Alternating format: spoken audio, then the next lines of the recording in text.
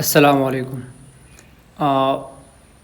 پتہ ہے کہ ہم ہار گئے، اور یہ ڈے 4 سے یہ مطلب صاف صاف نظر آ رہا تھا کل سے کہ پاکستان یہ دوسرا ٹیسٹ میچ بھی ہار جائے گی اور وائٹ واش ہو جائے گا، کلین سویپ ہو جائے گی، اور وہ ہو گیا۔ ہم ان کو کتنا بچا لیتے، مطلب روک لیتے 185 رن سے، کیونکہ وہ بہت کم ٹارگیٹ تھا۔ اگر آج کا دن مطلب بنگلہ دیش کو میچ جیتنے کے علاوہ اگر وہ ڈرا بھی کر دیتے نا، مطلب کوشش کر دیتے تو وہ ڈرا بھی کر سکتے اگر ہمارے رن 4-5 ہوتے، کیونکہ ہم ان کے 10 کھلاڑیوں کو آؤٹ نہیں کر سکتے تھے کسی بھی حال میں۔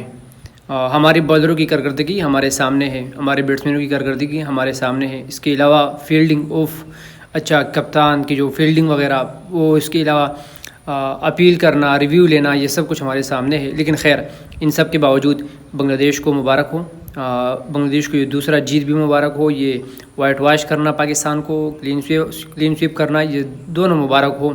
اور یس، اس میں بنگلہ دیش کو بوسٹ ملی ہوگی، بنگلہ دیش کی کرکٹ کو۔ ہمیں وہ وقت بھولنا نہیں چاہیے کہ بنگلہ دیش یہاں پر آئی تھی، وہاں پر ان کی سیکیورٹی مسئلے تھے، ان کے ملک میں احتجاج چل رہے تھے، اور ایون کہ وہ شیڈول سے 5 دن پہلے آئے تھے سیکیورٹی ایشو کی وجہ سے، کیونکہ ان کو وہاں پر ان کو پریکٹس سیشن کے لیے وہ کھلاڑیوں کو آنا جانے میں مسئلہ تھا۔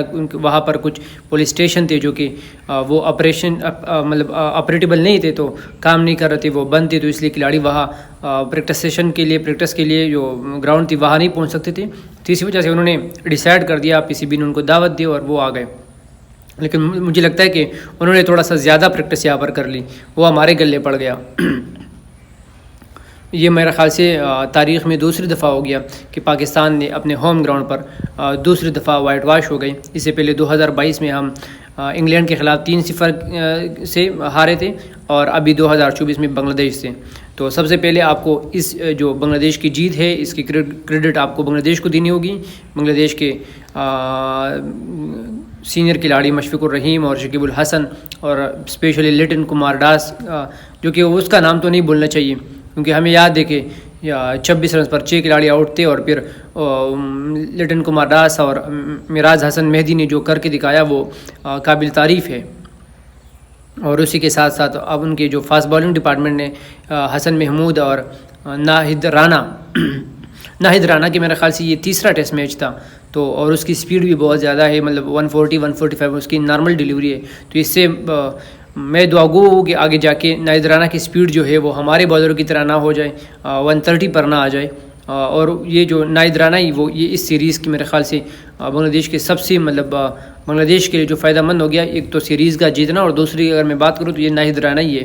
اس کے علاوہ میراج حسن مہدی نے جس طرح سے مطلب ان کی اسپن ڈپارٹمنٹ نے جس طرح سے کھیلا، تو وہ سب لاجواب ہے۔ اور اس کے علاوہ ان کے آج آخری جو اننگز دیکھے تو ان کے اوپنر ذاکر حسن اور شادمان اسلام، ان کو آپ نہیں بول سکتے، کیونکہ وہ کتنا تیزی کے ساتھ رنز بنا رہے تھے اور کس انٹینٹ کے ساتھ وہ کھیل رہے تھے، وہ ان کو اپنا گول، اپنا ٹارگٹ بالکل کلیئر تھا۔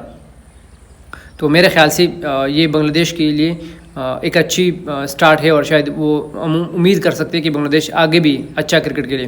اور ہاں، یہ جو سیریز تھا یہ ورلڈ ٹیسٹ چیمپئن شپ کا حصہ تھا، اور بنگلہ دیش جو ہے وہ 8ویں پوزیشن سے 4تھی پوزیشن پر پہنچ گئے، اور ابھی ان کی جو وننگ پرسنٹیج ہے وہ 45% ہے۔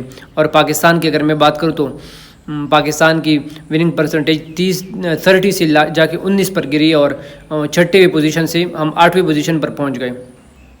حالانکہ ہم خواب دیکھ رہے تھے کہ ہم WTC کے فائنل میں پہنچیں گے، ہماری اس جو سیریز ہے اس سے ہمارا جو وننگ پرسنٹیج ہے وہ زیادہ ہو جائے گا اور صحیح ہو جائے گا، لیکن خیر اس طرح سے نہیں ہو سکا۔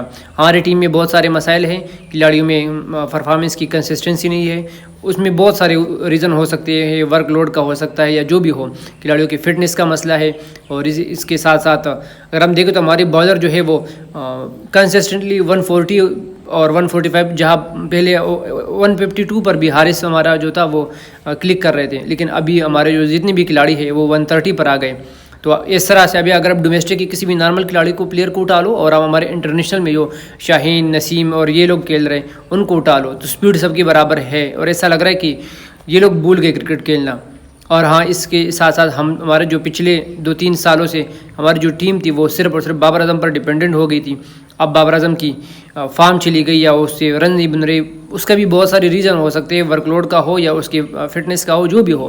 لیکن اب جب بابر اعظم سے رن نہیں ہو رہے تو باقی ٹیم نے کہا کہ ہمارا تو یہ کام نہیں تھا, ہم تو پہلے سے بھی رن نہیں بنا رہے تھے اور اب بھی نہیں بنائیں گے. تو خیر, اور ہاں اس کے ساتھ جو ہماری جو مینجمنٹ ہے وہ بھی اپنے سرجری کی بات کر رہے تھے کہ ہم سرجری کریں گے ٹیم میں, یہ کریں گے وہ کر کے. پھر انہوں نے تھوڑا سا ٹائم دیا اور بس تاکہ ایک آسان سا سیریز آ جائے, ایک آسان سا ٹور آ جائے اور ہم اس میں اپنی ساری خامیوں کو نکال دیں, مطلب وہ چھپا دیں. خیر خامیاں تو یہ لوگ نہیں نکال سکتے لیکن وہ چھپا سکتے تھے, لیکن بنگلہ دیش نے ایسا کرنے نہیں دیا. میں بات کروں تو as a Pakistan cricket team کی جو فینز ہے یا ایز اے شائقین کرکٹ, اگر یہ اس ایک سال کی میں بات کروں پچھلے 12 مہینوں کی, تو ہم اس میں افغانستان سے ہار گئے, ہم آئرلینڈ سے ہار گئے, ہم امریکہ سے ہار گئے اور ہم بنگلہ دیش سے ہار گئے اور سیریز بھی ہاری اور مطلب وائٹ واش بھی ہو گئے. تو یہ ہمارے لیے ایک بلیک ڈے یا ایک بلیک ڈیوریشن, یہ بلیک پیریڈ آپ کہے تو. شان مسعود کی بات کریں تو ایز اے کیپٹن ان کی 5 لگاتار لوز ہو گئے میچز. بابر اعظم تو پھر بھی اچھا تھا, اس کے ٹائم پر تو ہم ڈرا کر رہے تھے, وہ میمز بن رہی تھی نا کہ in search of win we lost the draw, مطلب ہم جیتنے کی کوشش کر رہے تھے اور وہ جو ڈرا ہو رہا تھا وہ بھی ہمارے ہاتھوں سے چلا گیا. لیکن خیر, اس کے بعد میں بات کروں تو بنگلہ دیش کا جو ہے اس کا ابھی اسی ستمبر میں 19 ستمبر سے انڈیا کے ساتھ ٹور سٹارٹ ہو جائے گا, پہلا ٹیسٹ میچ. اور پاکستان کو ریسٹ مل رہا ہے, پاکستان کے کھلاڑیوں کو. شاید یہ لوگ اپنی خامیوں پر, اپنی فٹنس پر کام کریں اس ایک مہینے میں, اور اکتوبر میں انگلینڈ نے پاکستان کا وزٹ کرنا ہے, تو اس کے بارے میں ہم انشاءاللہ ان کو بھی کور کریں گے.